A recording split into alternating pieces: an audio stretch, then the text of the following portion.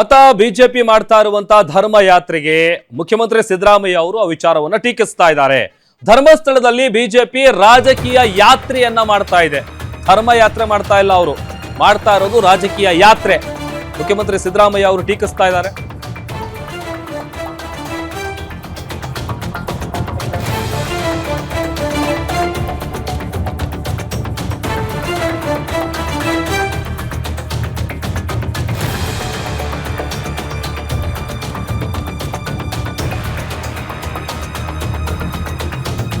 ಮತ್ತೊಂದು ಕಡೆ ಬಿಜೆಪಿ ಅವರಿಗೆ ರಾಜಕೀಯ ಲಾಭ ಸಿಗಲ್ಲ ಅಂತ ಸಿಎಂ ಸಿದ್ದರಾಮಯ್ಯ ಹೇಳಿದ್ದಾರೆ. ಎಸ್ಐಟಿ ರಚನೆಯಾದಂತ ಸಂದರ್ಭದಲ್ಲಿ ಬಿಜೆಪಿ ಯಾಕೆ ಯಾತ್ರೆ ಮಾಡಲಿಲ್ಲ? ಬಿಜೆಪಿ ಅವರದ್ದು ಡೋಂಗಿತನ ಅಲ್ಲದೆ ಮತ್ತೇನು ಅಂತ ಪ್ರಶ್ನೆ ಮಾಡಿದ್ದಾರೆ ಮುಖ್ಯಮಂತ್ರಿಗಳು.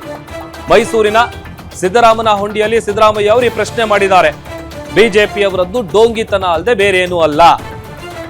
ಮತ್ತೊಂದು ಕಡೆ ಅವ್ರು ಮಾಡ್ತಾ ಇರೋದು ಧರ್ಮ ಯಾತ್ರೆ ಅಲ್ಲ, ಬದಲಿಗೆ ರಾಜಕೀಯ ಯಾತ್ರೆ ಮಾಡ್ತಾ ಇದ್ದಾರೆ. ಅವರಿಗಲ್ಲಿ ಏನೂ ಸಿಗಲ್ಲ.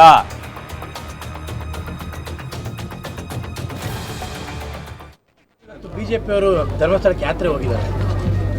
ಪಾಪ ಮಾಡಲಿ, ರಾಜಕೀಯವಾಗಿ ಮಾಡ್ತಾ ಇದ್ದಾರೆ, ಮಾಡಲಿ. ಇದರಿಂದ ಅವರಿಗೆ ರಾಜಕೀಯ ಲಾಭ ಸಿಗ್ತದೆ ಅಂತೇಳಿ ಅಂದ್ಕೊಂಡಿದ್ದಾರೆ. ಅದು ಸಿಗೋದಿಲ್ಲ.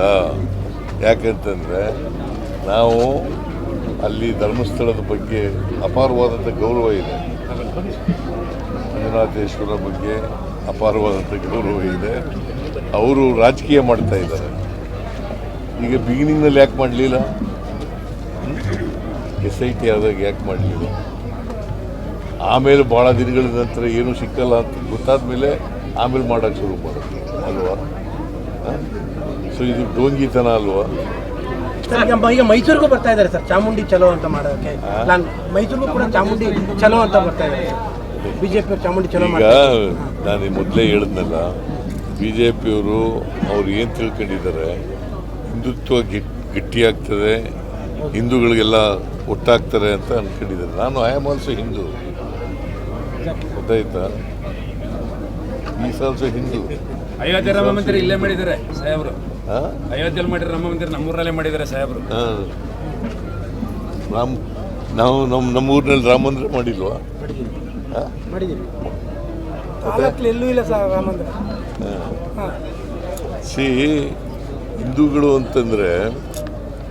ಹಿಂದೂಗಳು ಅಂತಂದರೆ ರಾಜಕೀಯ ಮಾಡೋದಲ್ಲ, ಅಪಪ್ರಚಾರ ಮಾಡೋದಲ್ಲ, ಸುಳ್ಳು ಹೇಳೋದಲ್ಲ. ಮನುಷ್ಯತ್ವ ಇರಬೇಕು. ಯಾವನೇ ಆದರೂ ಕೂಡ ಮನುಷ್ಯತ್ವ ಇರಬೇಕು. ಮನುಷ್ಯತ್ವ ಇಲ್ಲದೆ ಹೋದರೆ ಅವರು ಏನಂತ ಕರೀತಾರೆ? ಅವ್ರಿಗೆ ಅಮಾನವೀಯವಾದಂಥ ನಡವಳಿಕೆ ಇದ್ದರೆ ಅವ್ರಿಗೆ ಮನುಷ್ಯರಲ್ಲ ಅಂತ